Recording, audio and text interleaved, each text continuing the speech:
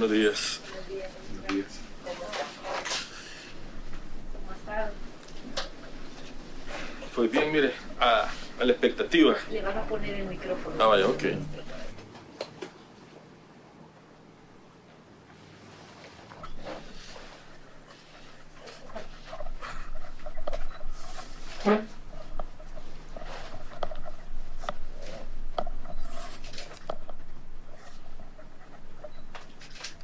Fíjese que todo este documental comenzó con este libro, que yo quería ver si usted sabía de qué se trata este libro, porque esto nos lo pasaron ahí en el periódico y quería saber si usted me lo podría explicar un poquito y que después le cuento, pero si usted conoce este. El libro Amarillos, claro. Ese libro se comienza a elaborar identificando a aquellas personas que eran consideradas comunistas y dañinas al régimen, las cuales deberían de ser capturadas y en algunos casos hasta eliminadas. Yo en esa época ni me daba cuenta de eso. Este es del ¿verdad? 87. ¿Cómo dice? 1987, Sí. dice. Yo le digo, en esa época nosotros andábamos en el terreno, íbamos y salíamos, ni siquiera leíamos los periódicos, no veíamos televisión, ¿verdad? Algunas veces nada más un radio nos acompañaba y escuchábamos nuestras radios y la radio Venceremos. Ese era todo. Es que La información que nosotros teníamos, lo que estaba sucediendo en la retaguardia, no lo sabíamos. Pero no sé cuál es el punto sobre ese libro. Le digo, digamos, ¿cuál es? El punto para mí no es tanto que haya lista de nombres ahí. El punto es si en realidad se cometieron errores y si algunas de esta gente que estaban en este libro fueron perseguidas para ser eliminadas y si se hicieron o no se hicieron. Es ¿sí? que el tercer nombre de este libro, dice aquí, se llama Rubén Ignacio Zamora Rivas. Él es mi papá. ¿Sí? Y a él lo capturó la policía y lo torturaron durante 33 días. Es un episodio muy triste en el marco de la guerra y seguramente se dieron esas cosas y cosas peores.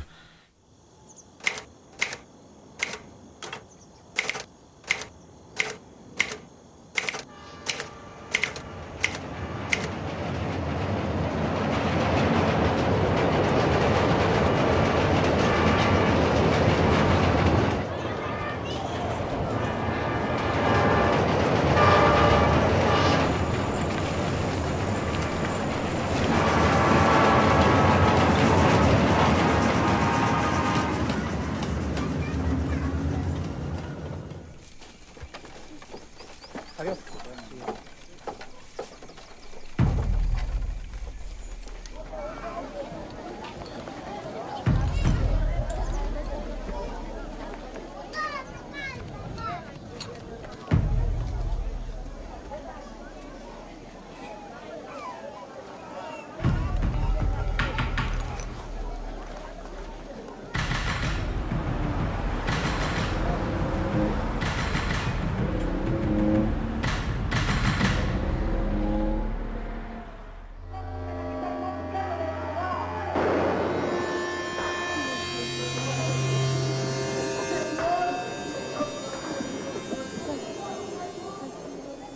Hay una violencia institucionalizada que está provocando la cólera del pueblo.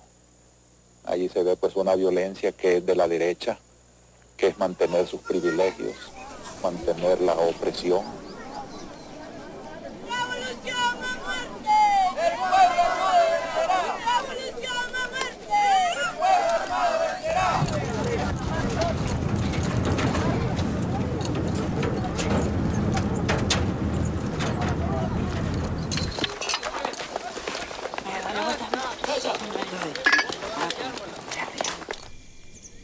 Central America's problems do directly affect the security and the well-being of our own people. And Central America is much closer to the United States than many of the world trouble spots that concern us. So, we work to restore our own economy. We cannot afford to lose sight of our neighbors to the south.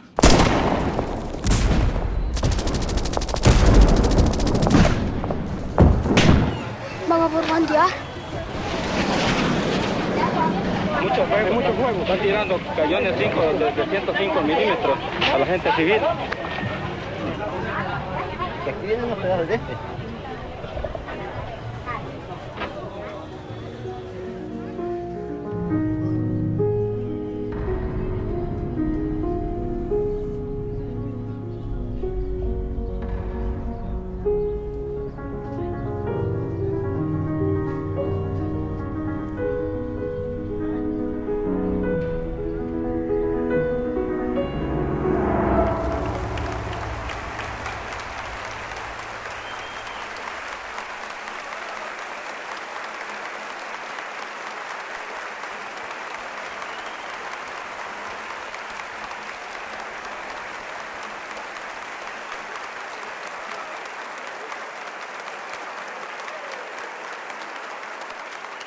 Cuando tuve la edad para saber que mi mamá era maestra, aprendí que mi papá era político, y así ha sido toda su vida.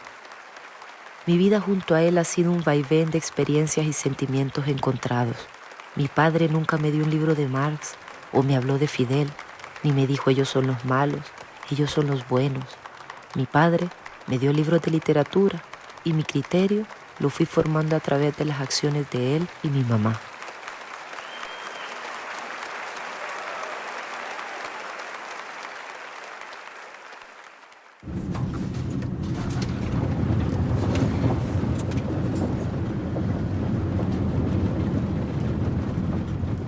Crecí en Nicaragua en una finca, sin saber que mi padre peleaba una guerra en otro país. No recuerdo si algún día pregunté por qué mi padre se ausentaba tanto. Solo recuerdo que en Nicaragua fui muy feliz. A mis 10 años me llevaron a ese país en donde mi padre pasaba tanto tiempo. El mismo año que llegamos a El Salvador, una bomba destruyó mi casa. A partir de ese momento, un grupo de guardaespaldas nos seguía donde íbamos. Pero hay prensa nacional. No hay, no por ese punto. Vamos a empezar presentando la delegación. Comandante Nidia Díaz, comandante Lucio, ambos vienen en calidad de acompañantes.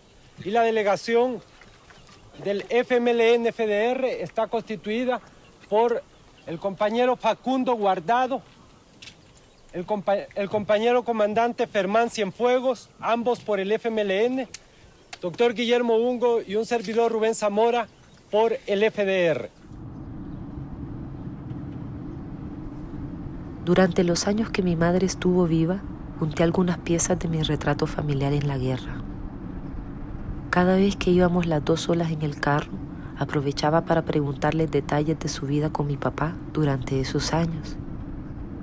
Muy adulta, hace unos pocos años, me enteré por mi madre, en uno de estos viajes en carro, que ambos fueron capturados por la policía con el objetivo de desaparecerlos. Mi padre fue torturado por la policía durante 33 días y a mis 35 años no había encontrado la fuerza para preguntarle nada sobre ese momento de su vida. Tenía miedo de incomodarlo, tenía miedo de no entender.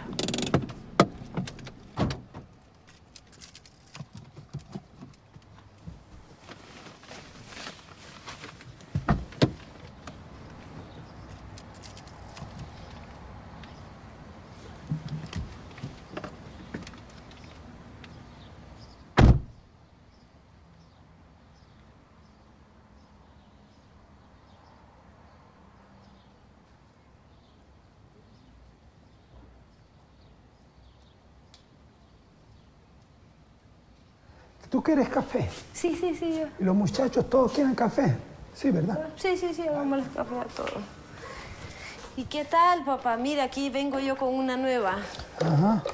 Con un nuevo documental que ando haciendo. ¿De qué se trata ahora? Pues fíjese que me ha interesado un poco el tema de la tortura en la época de la guerra, ¿verdad? Entonces, pues quería ver si usted me podía ayudar a contextualizarme los 70 y los 80 y sobre todo a contarme, porque mi mamá me contó pues que los capturó,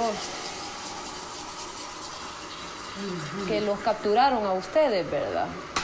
Y bueno, y esas cosas que la generación de de nosotros no se atreve a preguntar, ¿verdad?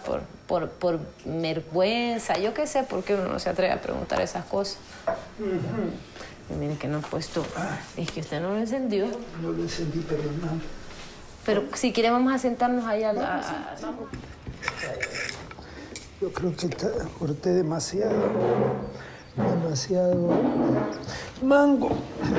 Bueno, mira, yo empiezo por decirte que yo me crié en una familia muy católica, muy practicante, ¿verdad? Pero al mismo tiempo mi padre era médico y entonces le pagaban a veces de un pueblo, a veces las consultas se la pagaban con una gallina o con unos huevitos, o sea, tenía ese tipo de corazón.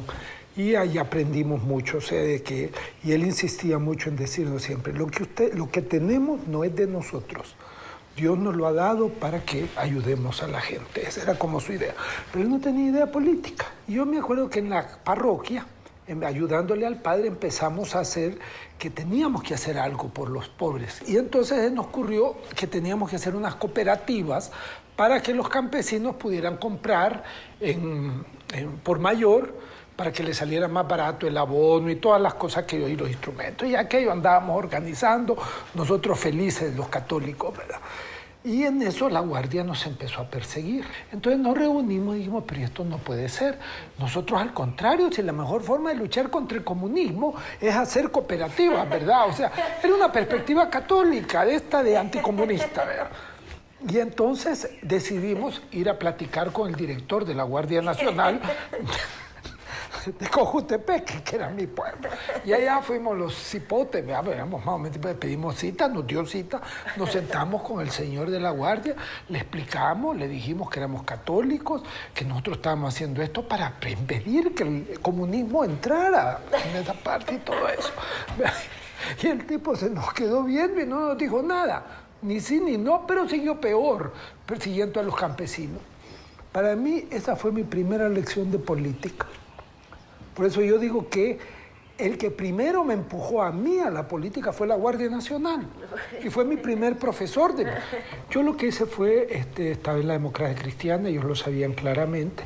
Yo no aceptaba la lucha armada, pero sí mantenía, pues me llegaban a ver.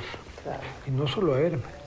A veces recién casado, llegaban en la noche, más de alguna vez llegaron, me tocaban la puerta.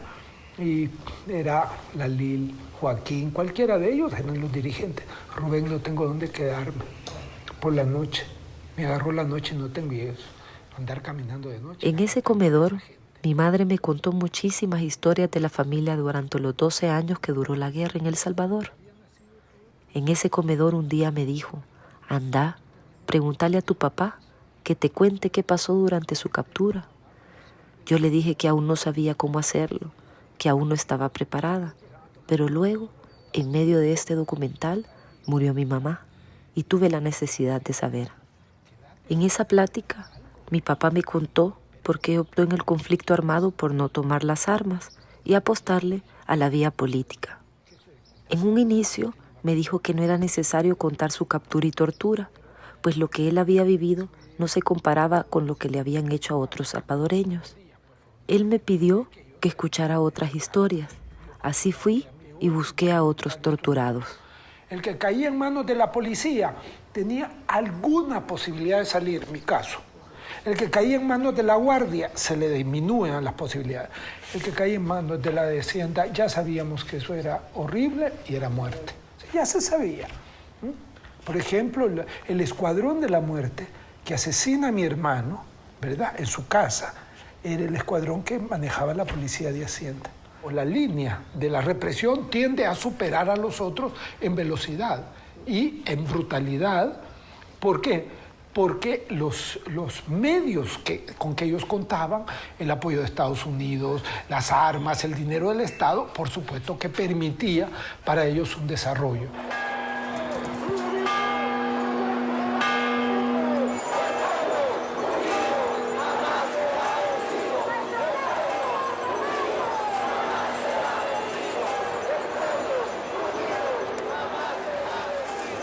Norteamericanos ponen la bala, los norteamericanos piden el dinero para que los funcionarios demócratas cristianos puedan corromperse. Pero la sangre, la destrucción, el dolor, eso lo tenemos nosotros, los salvadoreños. Y por lo tanto...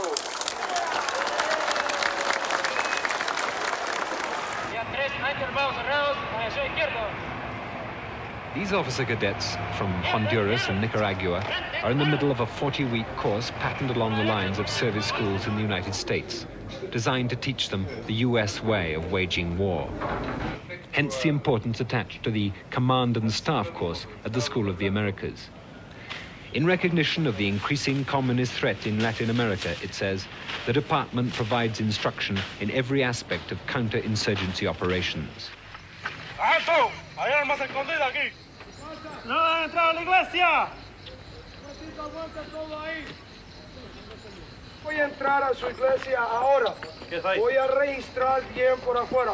Puede regresar a su casa de oración. Muy bien. Ábralo. Bueno, padre, muévese para allá. Quédese ahí. Abajo. Venga, padre, aquí registro el padre ahora. Padrecito, muévese para allá. Padre, contra la pared y registro. A la pared. A la pared. Mira.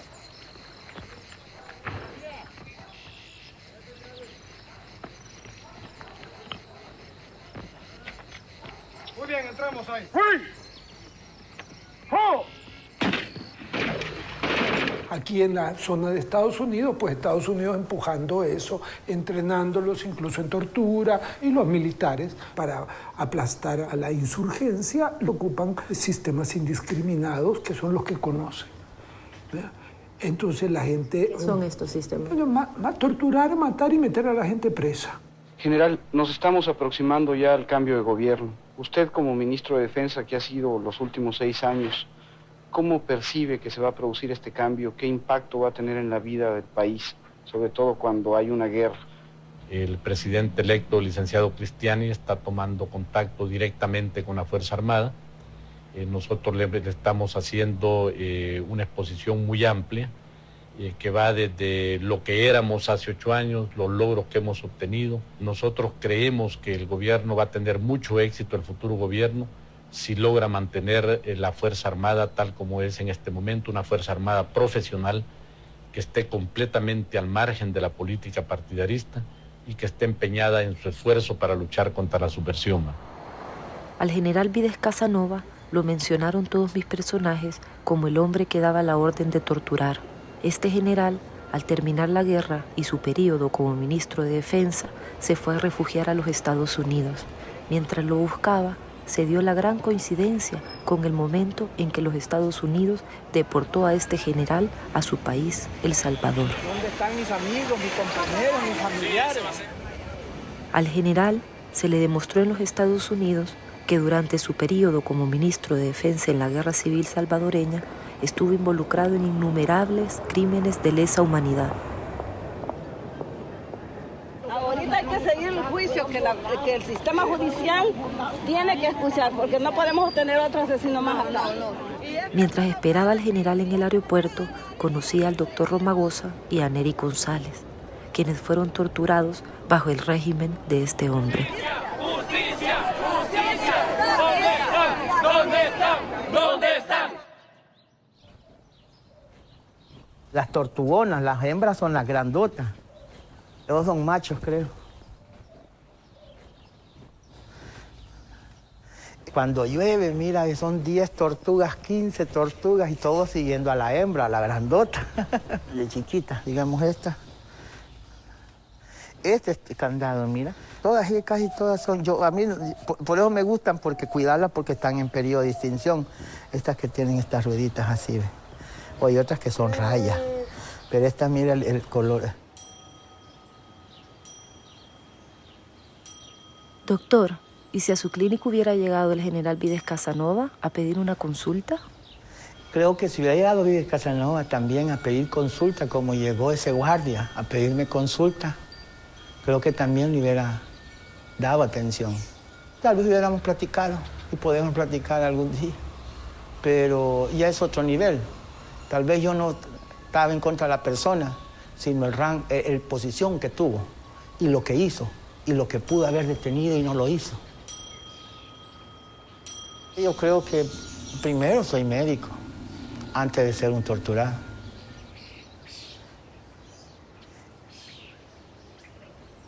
Soy de Usulután. Mi familia es una familia muy religiosa. Una presión en la familia de estudiar carrera militar, porque habían militares. Decían, los militares es la carrera de los presidentes. Pero yo quería ser cura. Y una carrera que se parecía al sacerdocio es la medicina. Empecé a ir a las marchas de universitarios en San Salvador. Pero cuando vi que empezaron a masacrarla, a reprimirla, había que responder. Yo lo que podía hacer, curar a los heridos, atenderlos. Era triste ver y me daba mucho enojo, la verdad, coraje, de ver cómo demostraciones de estudiantes, de campesinos, de sindicalistas, de estudiantes de secundaria, de gente que vivía en los tugurios, en las barrancas de San Salvador, era reprimida en las calles, en el centro de San Salvador, por el ejército, los cuerpos, la guardia, la policía. La más grande concentración popular de las agrupaciones de izquierda de El Salvador han salido a las calles para manifestarse contra el actual gobierno y contra las agrupaciones de la derecha. Los contingentes son interminables, verdaderamente interminables.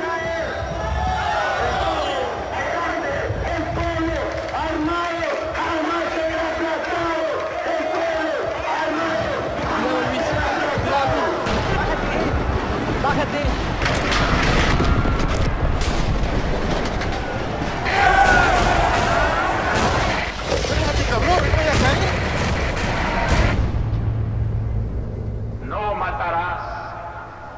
Ojalá me estuvieran escuchando hombres que tienen sus manos manchadas de homicidio. Son muchos, por desgracia. Porque también es homicida el que tortura. El que comienza a torturar no sabe a dónde va a terminar. Nadie puede poner la mano sobre otro hombre, porque el hombre es imagen de Dios. No matarás.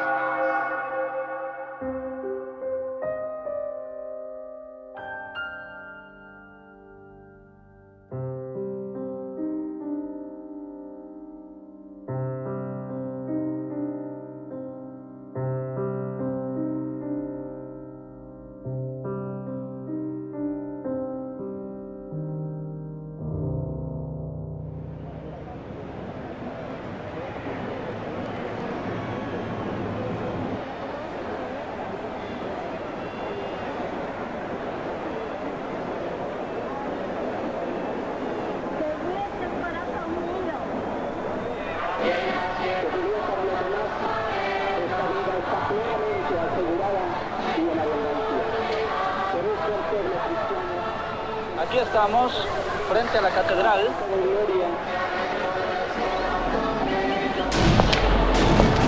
Han sonado unos disparos.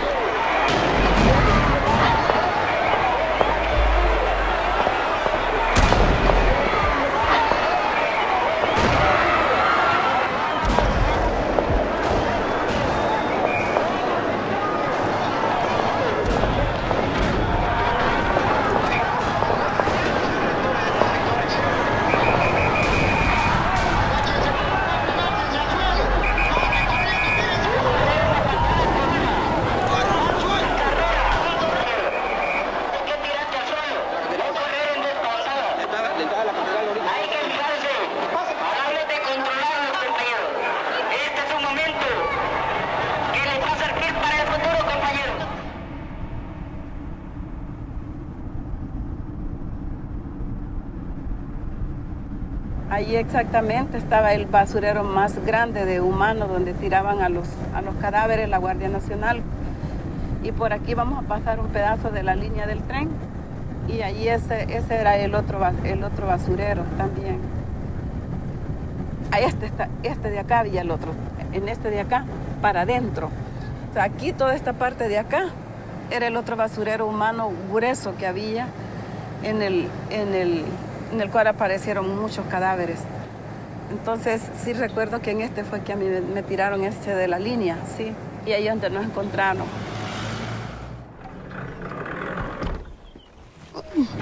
Y aquí es donde me crecí, donde nací. Y estas son las secuelas de la guerra. Y Neris tenía 16 años y un embarazo de 8 meses cuando la torturó durante 2 semanas la guardia. Unos vecinos del basurero en donde la tiraron con el feto muerto a la par de ella enterraron a su bebé. Ella aún no sabe dónde está esa tumba. Cada vez que Neris recuerda ese momento de su vida, le recorre una picazón por todo el cuerpo.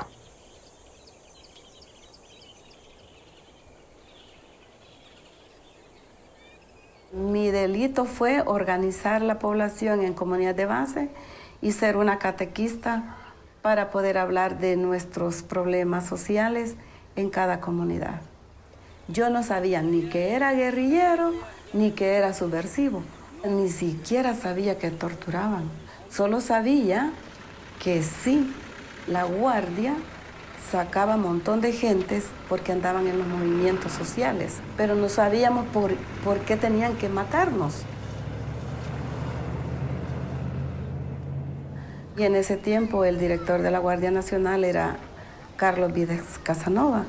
Era una guardia temida, represiva, y era todos los días las teníamos en los cantones. Sí, yo estaba embarazada de 8 meses. Yo vi pasar la guardia, pero nunca me imaginé que me estaban esperando.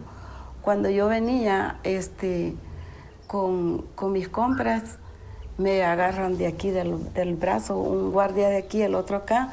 Venían 2 adelante y un paramilitar atrás, que sí nos conocía. Entonces dijo el paramilitar, sí, ella es la subversiva que anda alfabetizando a los campesinos de San Nicolás Lempa y de Santa Bárbara y de Guajoyo. Entonces yo dije a él, yo no soy ninguna subversiva y ni sé qué es eso. Yo soy una catequista.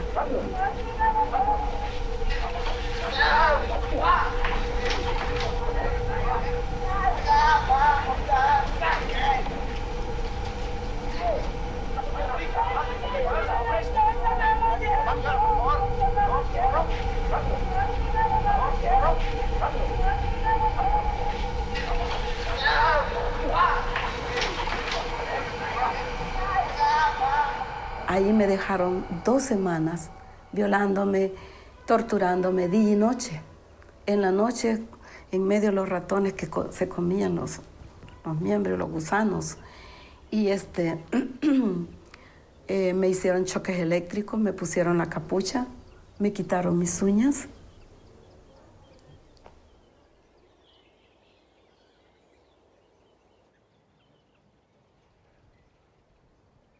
Traté por varios lados de platicar con un torturador.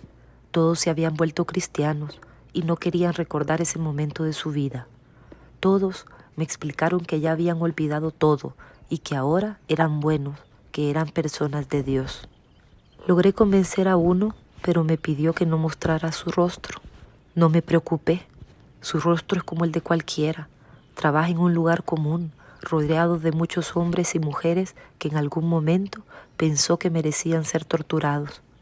Me cuenta que tiene una familia hermosa y que va a la iglesia todos los domingos. Este torturador podría ser el que tenemos sentado a la par nuestra viendo este documental. Estos son los botones que se usaban en el uniforme. Estos son los emblemas que se usaban en el casco, en el cincho. ¿Por qué ha decidido hablar usted ahora? Para colaborar y que se den cuenta la gente que no saben lo que se vivió en el tiempo cuando comenzó y todo el conflicto armado. ¿Y en qué año entró a la GC2, a la sección 2 de inteligencia de la Guardia? Como el 83. Bueno, lo primerito era por tener las fotos, dónde vivía y darle seguimiento, porque a veces no se capturaba en la primera vez, no, que solo se veía dónde llegaba, hasta unas 2 veces a qué restaurante llegaba o a qué hotel. Eso se seguía hasta 2 o 3 veces. A la 4ª vez ya se interceptaba el vehículo o la moto donde iba y se le caía encima, como dicen antes, con patada al pecho. Se esposaba y se vendaba. ¿Y se metía al carro? Se subía a un carro. Él ya no sabía en ese momento para dónde iba, ni quiénes lo habían capturado, ni para dónde estaba, ni nada. Y se empezaba el interrogatorio y todo. No, ¿se iba y se llevaba a dónde? Bueno, en ese tiempo la sección 2, ahí en las Bartolinas.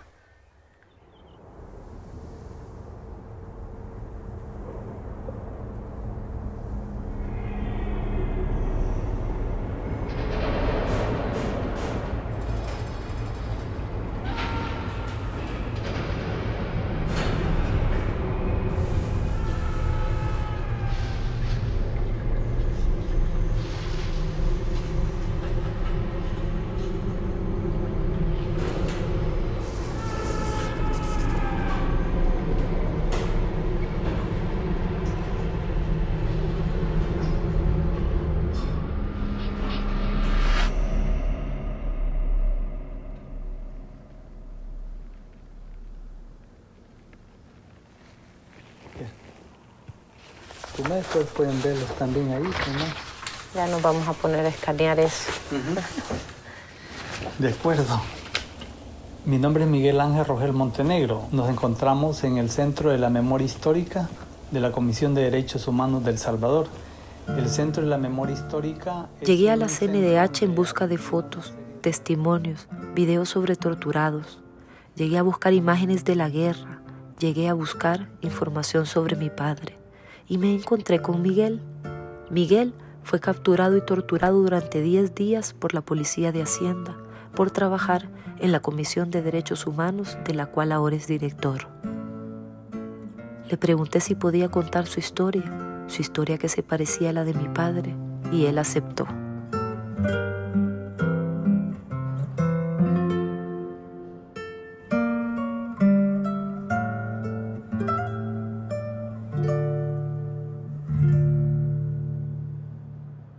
En la tarde, como a las 5:15, si no me equivoco.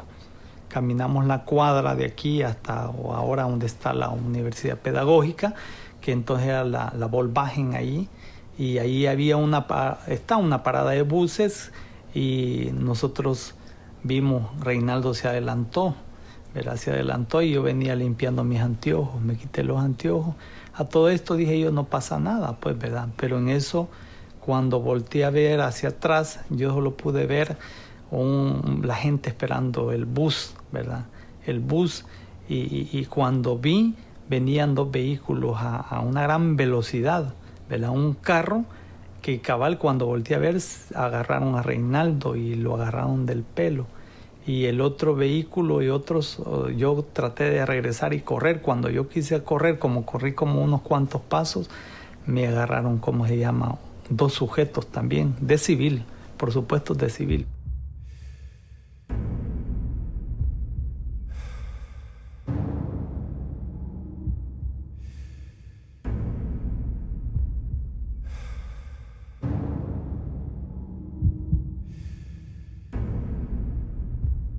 Bueno, en principio yo creí que nos iban a matar, ¿verdad? Que eran sujetos de civil y que eran escuadrones de la muerte y que nos iban a matar.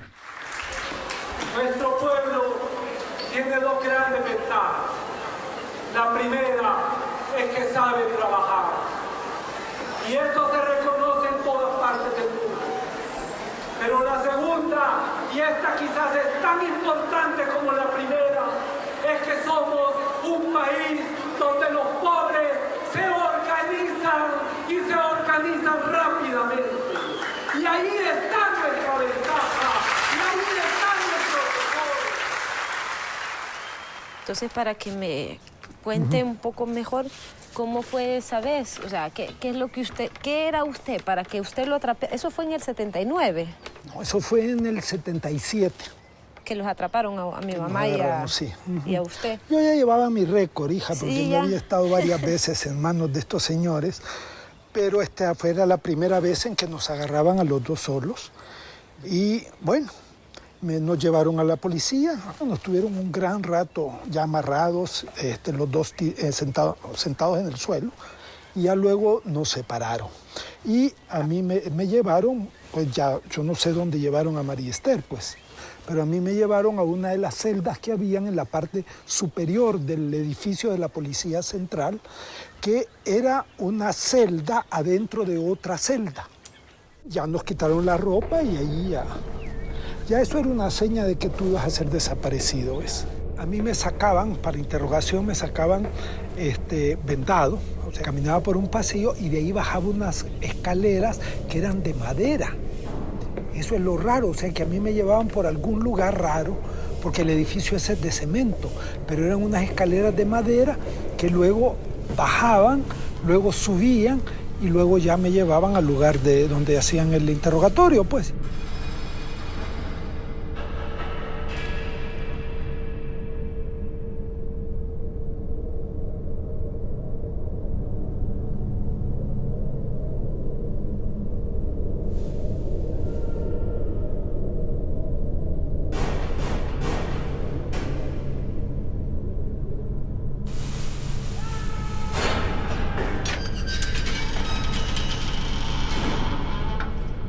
Y a mí me llevaron, ¿verdad? Y entonces pues me sometieron primero a una tortura de sonido.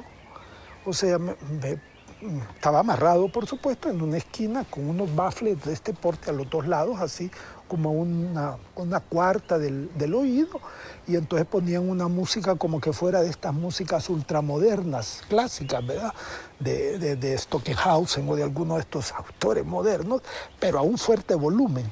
Y entonces te ponían eso, ¿verdad? Y ahí estaba vos que tenías que oír, pues porque no podía. Después te llevaban a un cuarto, allí te acostaban en una cama y te inyectaban el sodio, un pentotal sódico, ¿verdad? Que es el famoso conocido como suero de la verdad. Pero lo que tú tienes que hacer es fijarte en una idea y no apartarte de esa idea, porque es la idea que tú controlas y que no te controla él. ¿Cuál era su punto o su fijación? Mi fijación era la familia, mi familia, porque yo sentí que era la fijación más fácil en ese momento. Y así me quedé, pues, y allí íbamos, me sacaban, después me volvieron a hacer otra vez, ¿verdad? Pero no, a mí no me pusieron choques eléctricos.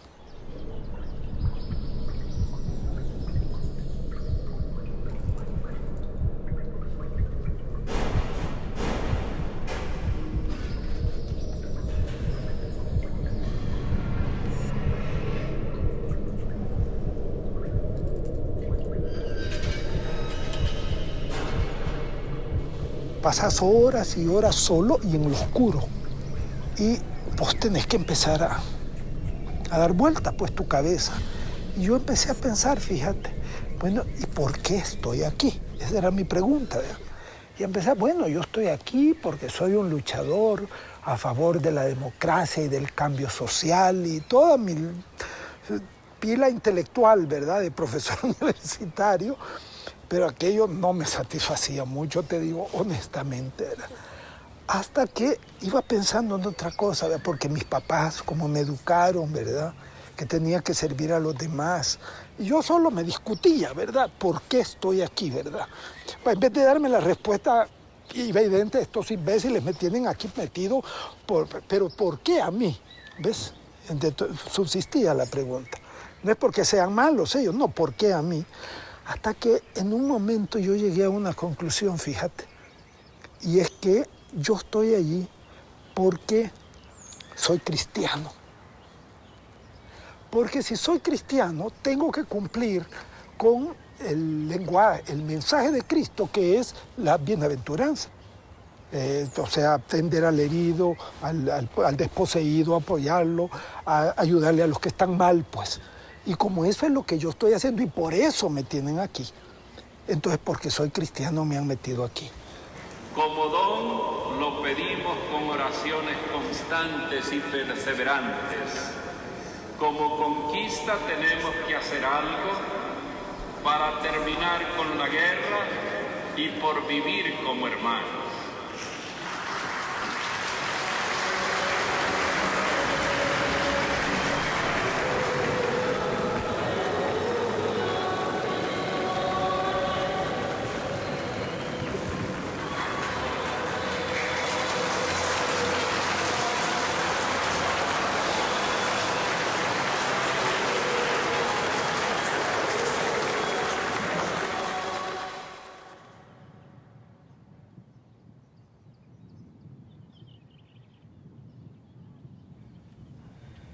Usted ya me dijo que habían cárceles clandestinas en los 3 cuerpos represivos. ¿Usted me podría dibujar esas cárceles en la Policía Nacional? Sí, claro.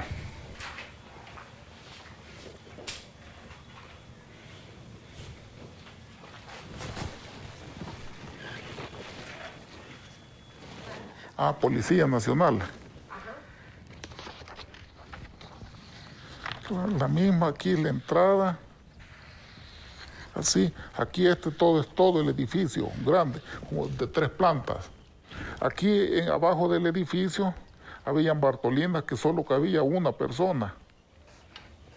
Aquí estaban, solo metían una persona. A veces se olvidaban de él, que allí se morían. Le quería pedir que me dibujara el tamaño de la cárcel más pequeña y hiciera como... Póngalo ahí en la silla.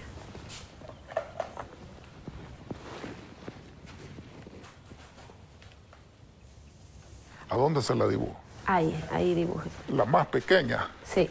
De los 3 cuerpos de seguridad. La más pequeña de las cárceles clandestinas que usted haya visto.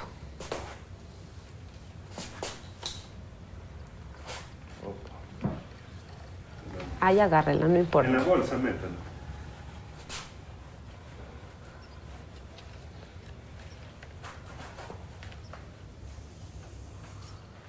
Ahí así. Párese usted en medio para ver cómo es de... Por ahí los metían y ahí tenían que estar... Solo parados. Solo parados. Solo parados. ¿Y qué tenía por puerta? Unos barrotes de hierro. ¿Y a esa gente cada cuánto le llevaban comida? No se les daba. No, ni agua, ni comida, ni nada. ¿Y cuánto tiempo más o menos estaban en esa cárcel antes de ser No, sí, después del enrogatorio, allí a veces se olvidaban de ellos. ¿Sí? Allí se morían. Y como en ese tiempo llegaban a preguntar por él y aquí no está, y no se daba información. ¿Y cuando los encontraban muertos, qué hacían con ellos? Y los a botar en la noche. Mire, ahí estuvo mi papá, usted. 33 días lo tuvieron ahí en esa. Qué tremendo, ¿verdad? Solo Dios con las personas ahí.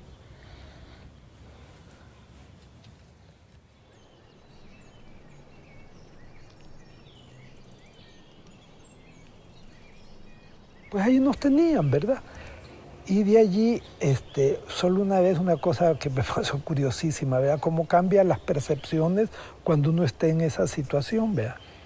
Una de esas que no fue tortura, fue interrogatorio, nada más bien me acuerdo de eso, ¿verdad? Y lo que la persona decía lo apuntaban porque había espacio entre una pregunta y la respuesta y después un espacio que estaban escribiendo, me pareció. Entonces el tipo cuando se fue cerró la ventana, porque ellos abrían la ventana para tener luz. Cerró la ventana, pero la cerró mal. Entonces el viento abrió la ventana un poquito.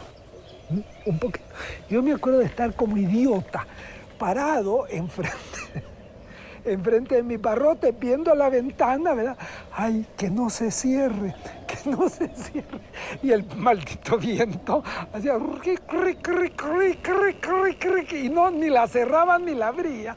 Me pasé no sé cuánto tiempo yo allí hasta que la cerró, ¿verdad? El viento, y me fregó. Pero ahí yo me decía, pero ¿cómo uno llega a revalorar un poquito de luz, te imaginas? O sea, la tenemos tanto todo el tiempo y todo eso, y cuando te llevan a esa situación, eso que es una cosa tan normal, se te vuelve como una cosa preciosa, ¿verdad?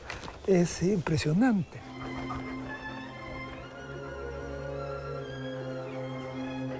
Espérese aquí. Ahí le van a tomar una foto, mire qué bonito, ¿ah?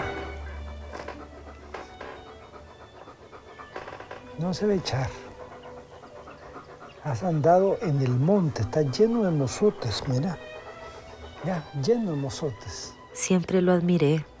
Él era y es para mí ese poquito de luz que salía por esa ventana.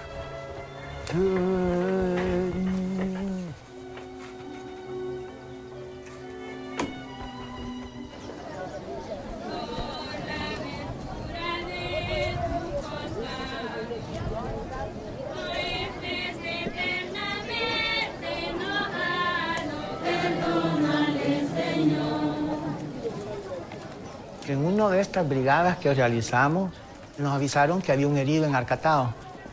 Entonces cerca estaba un cantón, una comunidad de Caserillo, Santa Anita, ahí donde íbamos a hacer la brigada. Y estábamos esperando que terminara la celebración religiosa, porque es el día de la Virgen de Guadalupe, que es bien celebrada aquí en El Salvador. Cuando terminó el servicio, salió la gente de la iglesia y vimos que aparecieron unos camiones del ejército, con guardias arriba y con gente de civil. Y en ese momento empezaron a ametrallar. Yo salí herido. Me subieron al camión y me llevaron a un helicóptero que estaba cerca ahí. Herido, me amarraron a la puerta, por dentro de la puerta del helicóptero que se abre para afuera. Ahí me amarraron y me abrían ciertas veces me abrían las puertas y me decían que me iban a tirar abajo. Y así fue que me llevaron amarrado en la puerta, por dentro. Me llevaron al cuartel del Paraíso. Ahí estuve día y medio. Y después me llevaron en helicóptero de nuevo hacia el cuartel de la Guardia Nacional a San Salvador.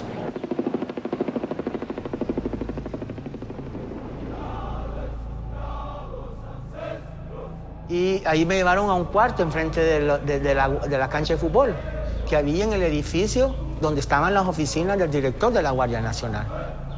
Estaban ahí. ¿Quién era? El director de la Guardia en ese momento era Eugenio Vides Casanova.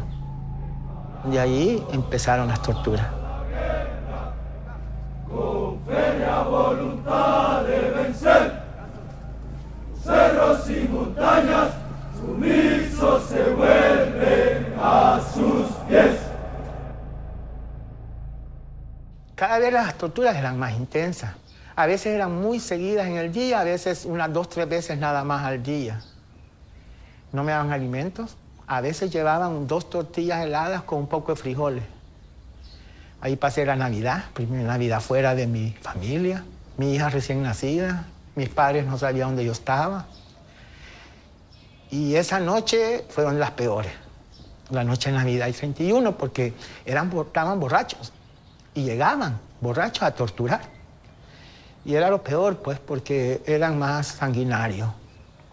Me colgaron, estuvo colgado varios días. Y así colgado hicieron muchas cosas. Me bajaban cada 6, 5 horas de estar colgado. Me amarraron los dedos con unos alambres, que los alambres se me metieron a los dedos. Ahí fue donde me cortaron los dedos con ese alambre, colgado. Bueno, violación con un instrumento así colgado. También, así colgado, ellos decían que jamás iba a volver a curar, que esa gente no le merecía curarse, que por qué estaba curando yo como médico a esos pobres y yo debería estar con mi carro de último modelo, me decía. Todo era que diera información, qué médicos estaban ayudando, qué enfermeras estaban curando a esa gente, que si nosotros andábamos armas, que en mi familia había militares que pasaban armas a la guerrilla.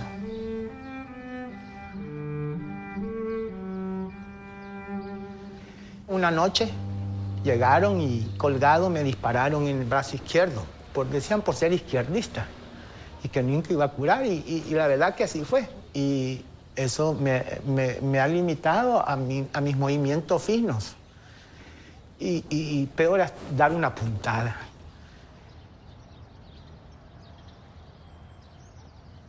En el suelo estaba desnudo, llegó un equipo de militares y dentro de ellos iba el coronel Vides Casanova a justificar que por qué me habían hecho eso, porque yo andaba metido en eso y que como para decir tu familia te está esperando, tu mamá está enferma, no te metas, como justificando que eso. Yo estaba vendado en el suelo, pero a la vez me daban patadas. Me estaban curando la herida del pie derecho que se me había engusanado. Los gusanos me los tiraban al pecho para que me los comiera. Me decían, cómetelos, los gusanos. Y en esos movimientos, la venda se me bajaba. Y así pude ver a Vides Casanova.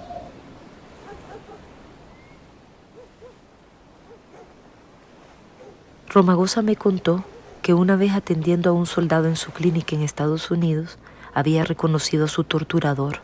Le pregunté qué había hecho. Me contestó que nada, que después de una larga plática, el soldado le pidió perdón y él lo perdonó, y que por muchos años fueron buenos amigos, hasta que el soldado falleció. Me contó que ese soldado nunca tuvo paz, nunca se perdonó.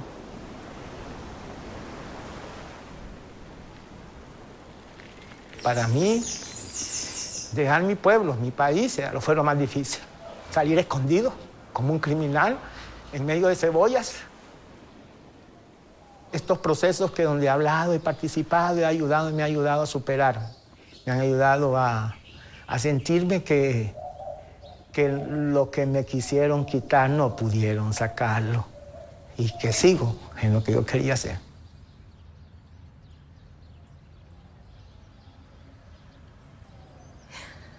Ya ni sé qué preguntarle. Ponemos un rundón de un minuto.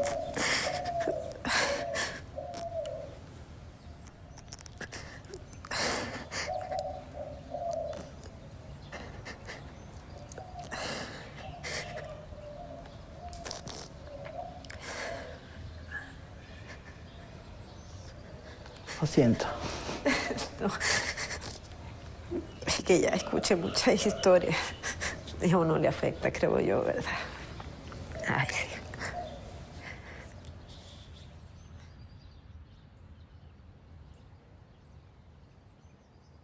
Usted me cuenta que no le daban de comer, ¿verdad? No, nada. ¿Y bañarse?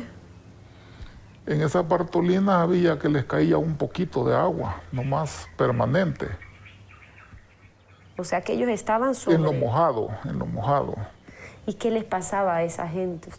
Lo más duro es cuando ya se le ponían choques eléctricos, que no quería colaborar, o ponerle la capucha, o tal vez colgarlo en algún árbol.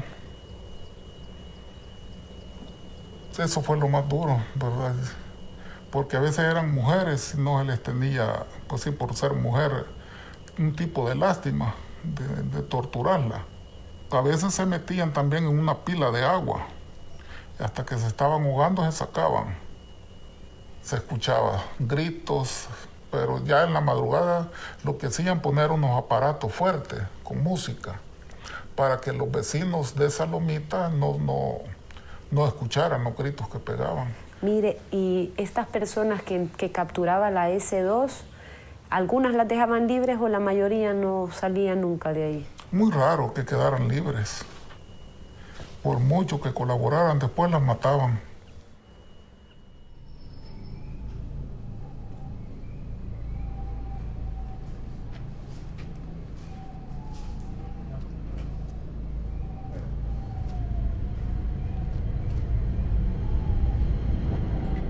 Estando ahí me hicieron caminar, bajamos unos lugares, abrieron las celdas, cabal, los hierros y me metieron. Esa noche recuerdo que empezaron las torturas, los golpes, me llevaron desnudo a un lugar y ahí empezaron a golpearme, me daban en la boca, me hicieron que me parara y cuando yo me paré me dijeron camina recto sin detenerte y chasqueaban las armas, las chasqueaban, váyale. Aquí sí lo vas a matar, vos lo haces o lo hago yo, le decía el uno al otro. Entonces yo caminé, alto me dijeron, pero con insultos, pues claro, no crea que así, sino con insultos. Entonces me dijeron, quítate la venda. Y entonces yo cuando vi, me quité la venda.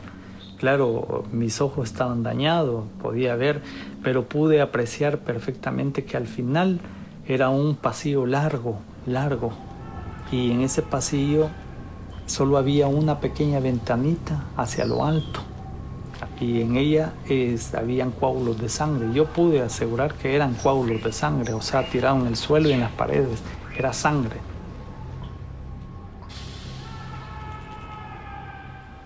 Me llevaron a un lugar, otra celda, donde en esa celda había una pequeña colchoneta de plástico, así. y me tiraron y empezaron a torturarme. Ahí me torturaron desnudo totalmente, eran 3 torturadores, donde ellos me agarraban los brazos, la quijada. Uno de ellos me metió un lapicero lápiz en el brazo, me sangraron, me rompieron el dedo del pie, donde me lo rajaron, y ahí fueron muchas de las torturas.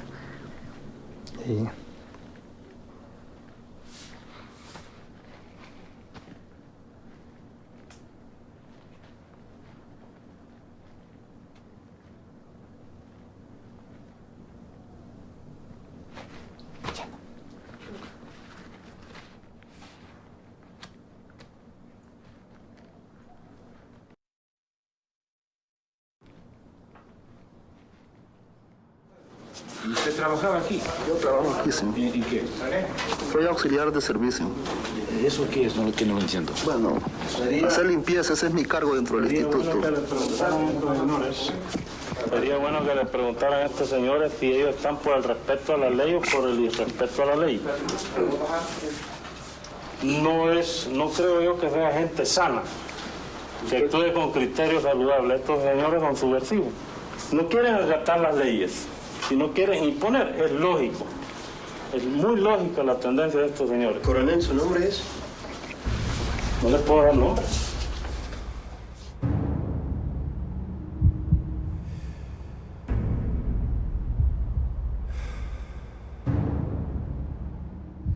Esa es la historia, entonces...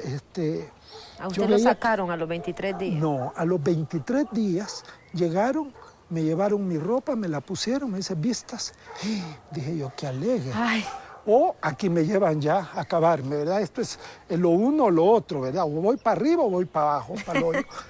Llega el secretario de la policía a leer una sentencia.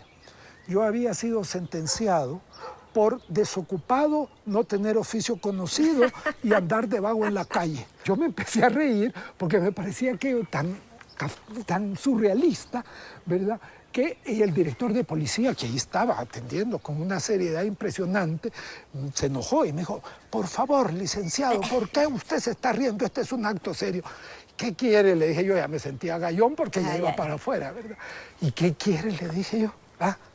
Si me está entregando mi identificación que me quitaron cuando me agarraron preso, que ahora usted me ha condenado a 30 días por no tener identificación. Claro que no tengo, pero ¿por qué la tienen ustedes? Váyase. Y afuera lo estaban esperando. Ya le habían avisado a mi familia. Y al día siguiente para fuera del país. Ese fue el trato que hubo con el gobierno al final. De que ellos me entregaban, pero si yo me iba al día siguiente fuera del país.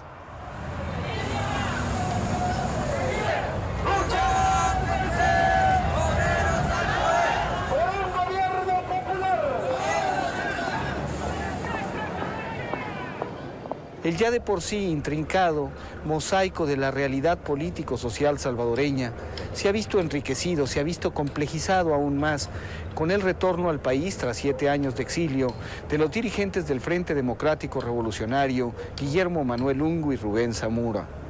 ¿Qué significa este regreso? ¿Qué implica?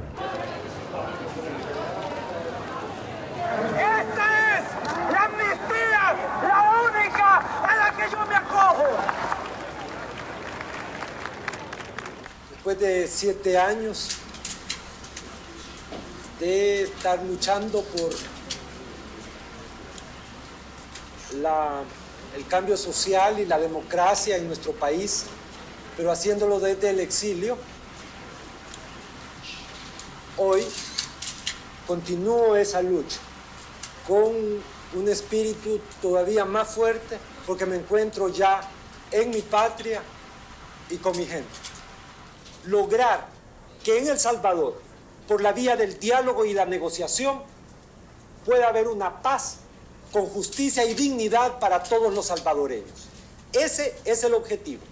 La pregunta sobre si temo por mi vida, pues mire, yo diría que hay un margen de riesgo en este país. En los últimos 7 años han matado más de 60.000 ciudadanos salvadoreños.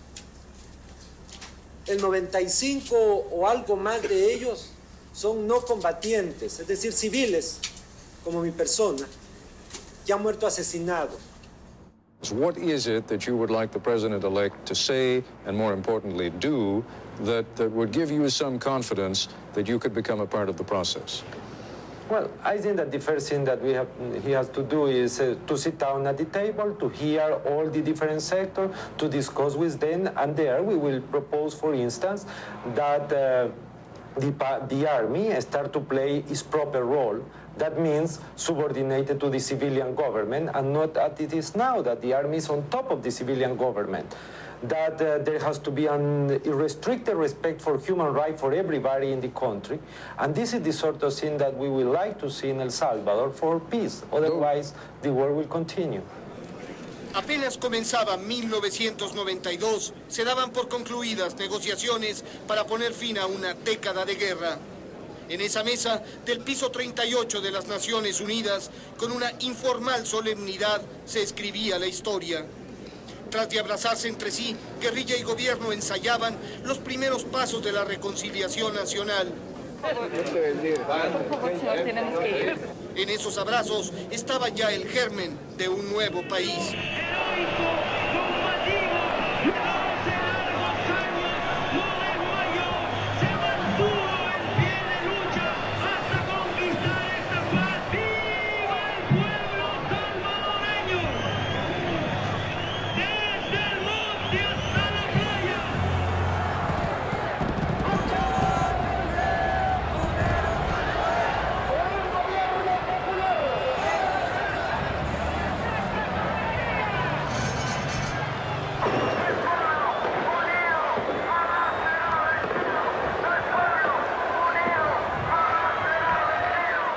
Yo creo que una amnistía debe de venir de todos los salvadoreños. El perdón debe de ser general. Vuelvo a repetir, la posición nuestra es que aquí tiene que haber un perdón y un olvido absoluto en el país, y eso tendrá que ver también con las recomendaciones de la Comisión de la Verdad. Apoyamos una amnistía total y absoluta, es decir, general y absoluta. Eso significa que aquí hay un borrón y cuenta nueva. Entonces, esa es la situación. Entonces lo que tenemos es una amnistía que es inconstitucional. Porque amnistías absolutas por delitos de lesa humanidad no pueden dárselos. ¿Qué es lo que el país necesita? Lo que quiso darle la Comisión de la Verdad, o sea, la verdad, que es lo que no tenemos. Porque para poder reconciliarse es necesario primero saber cuál es la verdad, que esa verdad sea reconocida, que sea reconocida por los hechores de esa verdad, y para poder perdonarlos. Entonces, el debate en nuestro país ha sido amnistía o no amnistía. De nuevo, volvemos a los debates polares. En el mundo contemporáneo, entre estos dos, entre tener amnistía total y la otra, hay una variedad de posibilidades que, creo yo, a estas alturas perfectamente podríamos tratar de implementar en nuestro país.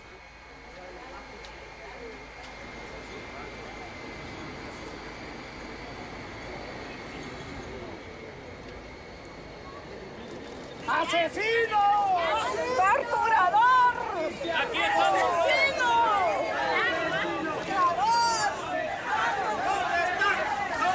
¡Asesino! ¡Torturador! Aquí están los rostros, mirá. Aquí están los rostros.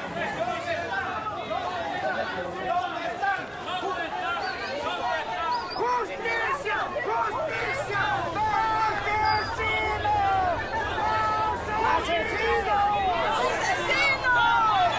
¡Asesino! ¿Dónde están?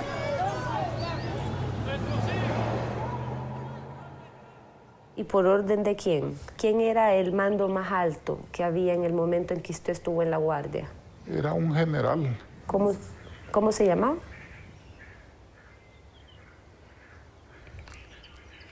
Carlos Eugenio Vides Casanova.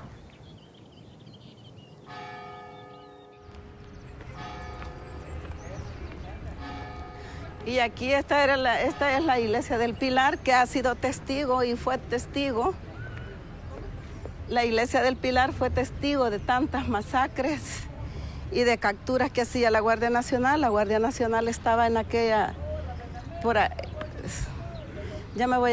estaba por ahí, por esa casa de allí. Entonces yo no he venido desde ese tiempo que me capturaron. Tengo mis miedos, tengo malos recuerdos y tengo un trauma. Entonces no puedo, pero yo sé que estaba muy cerca de la iglesia El Pilar, estaba la comandancia de la Guardia Nacional. Voy a ir, caminamos para acá.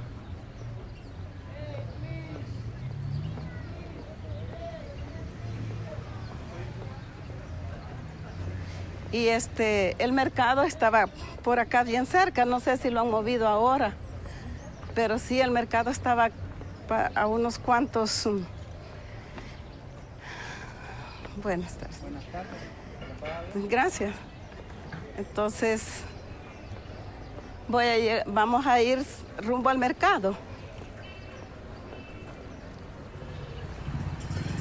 Mire, una pregunta. Sí. Vea que aquí estaba la Guardia Nacional antes. Ahí donde está el palo de... ¿El palo de almendro? Sí, ahí está, antes era la Guardia. Sí, porque yo me acuerdo, yo no he pasado desde ese tiempo, cuando sí, usted se recuerda las capturas que hacían, ¿verdad? Sí. Y metían aquí a todos los que capturaban y los torturaban, ¿verdad? Allí están también ahí están los soldados, ahí está la entrada. Allí estaba, sí, porque yo me acuerdo que era de adobe y que estaba ahí, pero por aquí sí, no he perdido la... Gracias. Allí por el palo de almendro, ¿verdad? Pero estaba a la orilla, para adentro, ¿verdad? Cabal, no he perdido la... Entonces, sí, pues sí, ¿dónde está? Porque era bien cabal, saliendo del mercado.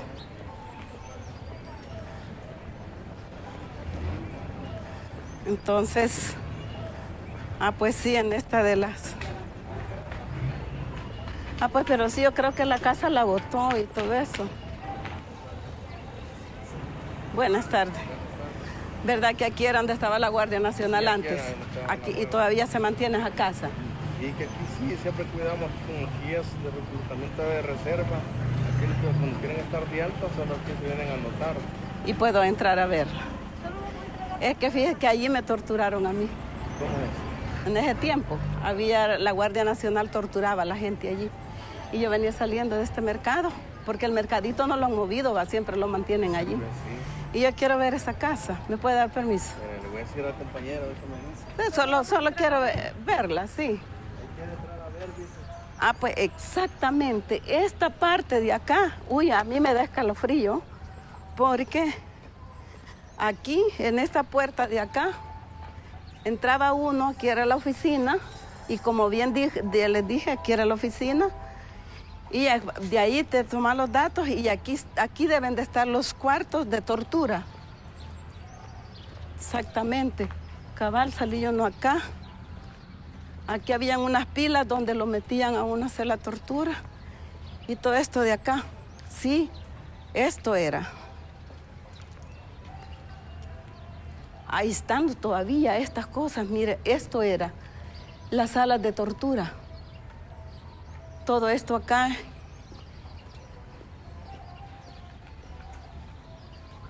Ajá, aquí está la pila esa. Todavía se mantiene esa pila.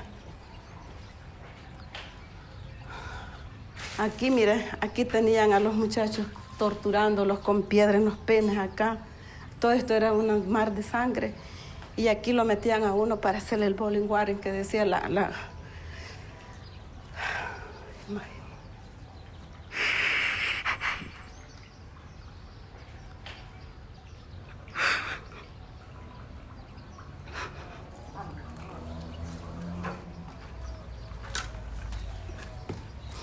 Todo esto aquí eran cuartos de tortura.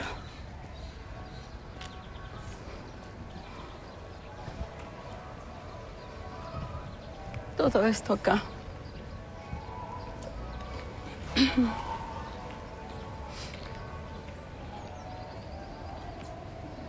Sí, esto.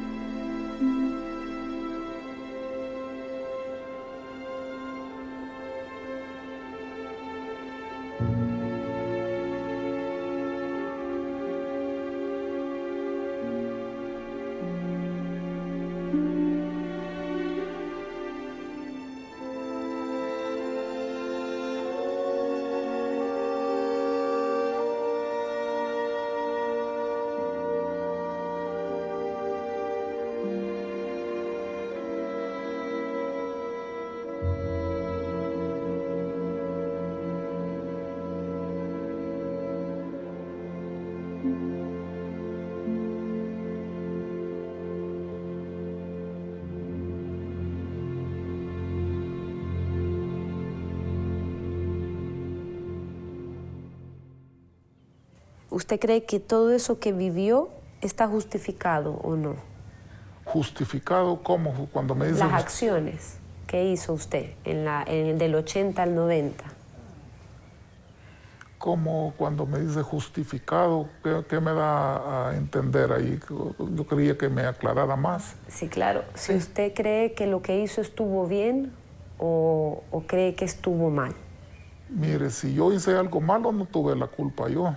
No que a veces cumplir una orden, porque como ya se lo mencioné, que si uno no las hacía, entonces la agarraban con uno, podían decir que uno era de izquierda. Pero no creo que hice algo fuera no hice algo incorrecto, pues. ¿Usted conoce este otro libro, que es el libro amarillo?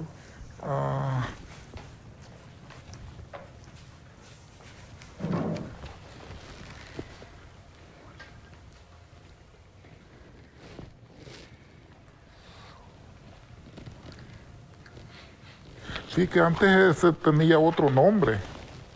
¿Cuál era? Le decían las requisitorias. Ajá, sí. Ajá, sí. ¿Eso se lo daban a ustedes? Sí, se les sacaba copias. Ajá. ¿Ese le llegó alguna vez a sus manos? Sí.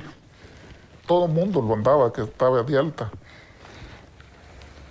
Váyase a la primera página y lea el tercer nombre, a donde está la lista. ¿Qué pasa con este nombre? ¿Qué dice? Sí, que no lo alcanzo a ver bien. No lo veo bien, fíjese. No le puedo decir que... O la tercera foto, pase la foto a ver si lo reconoce. Me recuerdo bastante, fíjese, que lo andábamos en la agenda de requisitorias. ¿Quién es? Fíjese que no sé, pero sí las fotos, como que era compañero de Chepón. Ese es mi papá. Así que yo a su papá lo vi más delgado, aquí lo veo más de Zamora, ¿verdad? Sí. Él es su padre, ¿no? Sí. Gracias a Dios que todavía se los ha dado Dios, ¿verdad? Sí, ajá, ya me recordé bien. Su padre. Gracias a Dios que lo tiene todo, Dios se lo da todavía. Y que se lo dé muchos años más.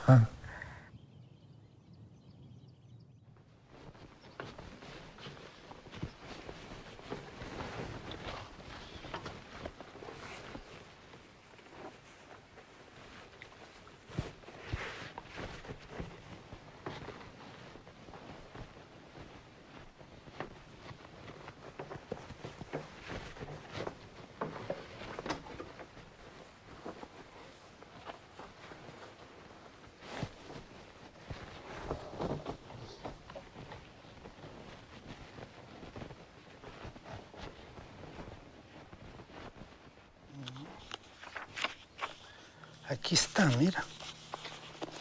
Está en la enseñanza de la historia. Le gustaba a Roque meter cosas que aparentemente no tenían ningún sentido o coherencia, y sin embargo eran profundamente coherentes, porque trabajaba como con diversos planos todo el tiempo. Y se llama Poema de Amor. Y dice: los que ampliaron el canal de Panamá y fueron desclasificados como Silver Roll y no como Gold Roll. Los que repararon la flota del Pacífico y las bases de California. Los que se pudrieron en las cárceles de Guatemala, México, Honduras, Nicaragua, por ladrones, por contrabandistas, por estafadores, por hambrientos, los siempre sospechosos de todo. Me permito repetirle al imperfecto porque es esquinero sospechoso y con el agravante de ser salvadoreño. Los que llenaron los bares y los burdeles de todos los puertos y las capitales de la zona, la Gruta Azul, el Calzoncito, Happy Land. Los sembradores de maíz en plena selva extranjera, los reyes de la página roja, los que nunca nadie sabe de dónde son. los mejores artesanos del mundo, los que fueron considerados a balazos, los que fueron cocidos a balazos al cruzar la frontera, los que murieron de paludismo, de las picadas del escorpión o de la barba amarilla en el infierno de las bananeras, los que lloran borrachos por el himno nacional bajo el ciclón del Pacífico o las nieves del norte, los arrimados, los mendigos, los marihuaneros, los guanacos hijos de la gran puta, los que apenitas pudieron regresar, los que tuvieron un poco de más suerte, los eternos indocumentados, los hácelo todo, los véndelo todo, los cómelo todo, los primeros en sacar el cuchillo, los tristes, más tristes del mundo, mis compatriotas, mis hermanos. Es bello, realmente bello. Gracias.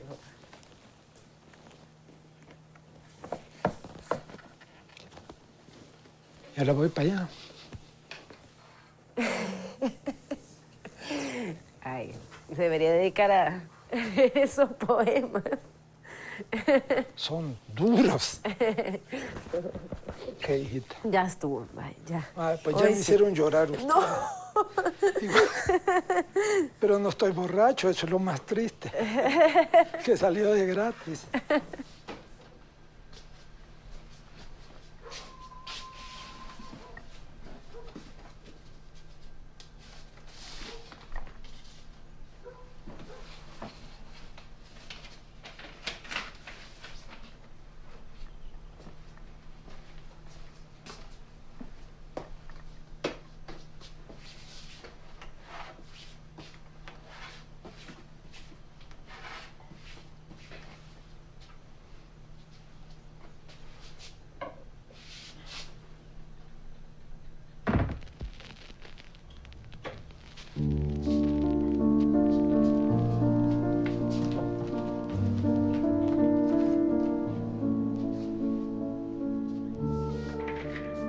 Imaginé tantas veces su muerte y ni una la de mi madre. Y ahora que la muerte nos dejó a los dos solos, me doy cuenta que tanta falta nos ha hecho hablar de ese pasado íntimo. A más de 20 años de la firma de los acuerdos de paz, aún no vivimos en paz. No sé cómo es vivir en paz. Sé cómo es vivir en la posguerra. Sé nuevamente cómo es vivir en la guerra. Somos una generación que no pregunta, por miedo, por dolor, por ignorancia, por desinterés, por comodidad. Necesitaba saber y pregunté. No me gustó lo que escuché, pero al conocer esa parte de tu historia me hizo entender tus ausencias y tu lucha, y sobre todo me reafirmó la mía.